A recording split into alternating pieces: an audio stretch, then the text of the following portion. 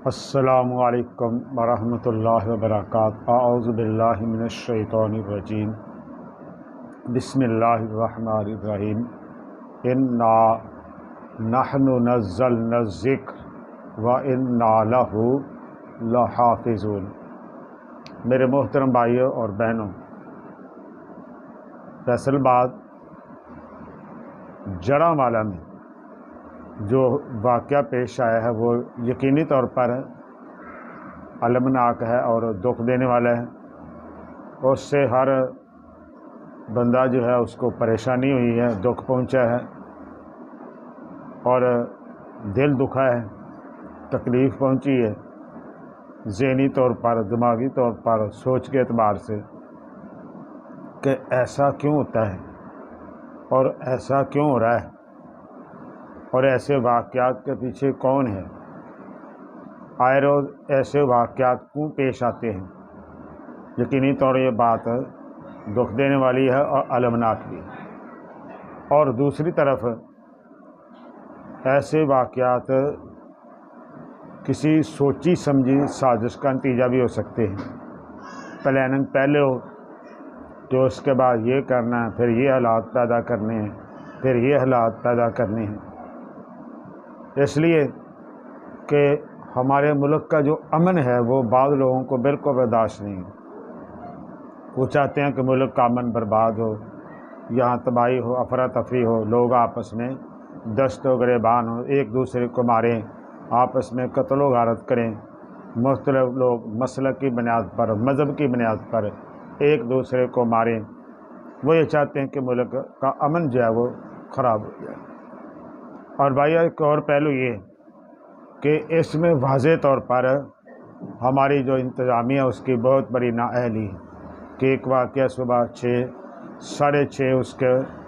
بارے میں پتہ چلتا ہے، تو آج کل تو بہت جدید ذرائع ہیں، بڑا جدید ترین سسٹم ہے، تو یہ کیسے ممکن ہے کہ کانوں کان خبر بھی نہ ہو کسی کو اور اتنے بڑے واقعات سارا دن ہوتے رہیں۔ تو اس میں سمجھتا ہوں صرف کوئی روایتی بات نہیں ہے، حقیقتاً اور بالکل سچ طور پر انتظامیہ کی 100% نااہلی ہے، اور جن لوگوں نے اس واقعہ کے اوپر اپنی نااہلی دکھائی ہے، ذمہ داری کا ثبوت نہیں دیا، اور واقعہ کو بر وقت قابو کرنے کے لیے جو ان کا فرض بنتا تھا انہوں نے اپنا فرض ادا نہیں کیا، ان عناصر کے خلاف بھی بھرپور طریقے سے مؤثر کارروائی ہونی چاہیے۔ اور بھائیو ایک اس کا پہلو یہ ہے کہ قرآن مجید ہم مسلمانوں کی بابرکت کتاب ہے، عظمت والی کتاب ہے، یقینی طور پر اس کی بے حرمتی کسی بھی مسلمان سے برداشت نہیں ہے۔ ہر چیز پہ وہ سمجھوتا کر سکتا ہے، لیکن قرآن پاک کی بے حرمتی کی جائے اس کے اوپر وہ کوئی سمجھوتا کرنے کے لیے تیار نہیں ہوتا۔ لیکن بھائیوں یہ سب باتیں اپنی جگہ پہ درست ہیں، لیکن ایک یا دو شخص یا چند شخص ان کی وجہ سے کسی بھی پوری کمیونٹی کو نقصان پہنچانا، اور ایک یا دو بندے کی وجہ سے پورے علاقے کو تباہی کا نقشے تباہی میں تبدیل کر دینا، یہ کون سے اسلام کی بات تعلیم ہے؟ یہ کون سے مذہب اور کون سے اسلام میں لکھا ہے کہ ایک بندے نے گناہ کیا پوری بستی کو جلا دو، ایک بندے نے گناہ کیا ہے پورے علاقے کو تباہ کر دو، ایک بندے نے گناہ کیا ہے سب گرجا گھروں کو تم تباہ کر کے رکھ دو؟ یہ کون سے دین کے اندر لکھا ہے؟ ہاں، جنہوں نے یہ جرم کیا ہے ان کو سزا ملنی چاہیے، کڑی ملنی چاہیے، اس میں کسی قسم کے شک کی کوئی گنجائش نہیں ہے۔ تو بھائیو میری گزارش یہ ہے کہ ایسے موقعوں پر تحمل سے کام لینا چاہیے، جو واقعہ میں لوگ ملوث ہیں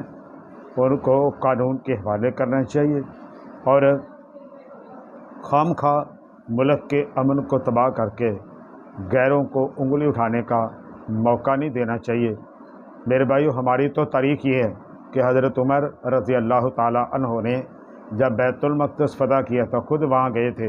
اور اعلان کر دیا تھا کہ ان کے گرجا گھروں میں ہمیں کسی قسم کی کوئی مداخلت نہیں کرنی، وہ بالکل آزاد ہیں،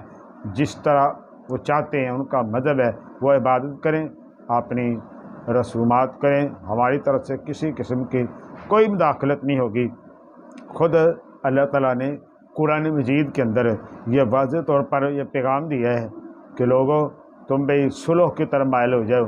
اور اگر وہ دھوکہ دینا چاہتے ہیں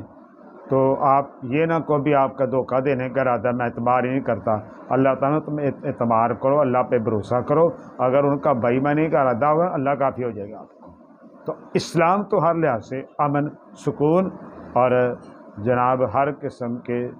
جو امن و امان ہے اس کی حمایت کرتا ہے، تخریب کاری، دہشت گردی اس کی بالکل حمایت نہیں کرتا۔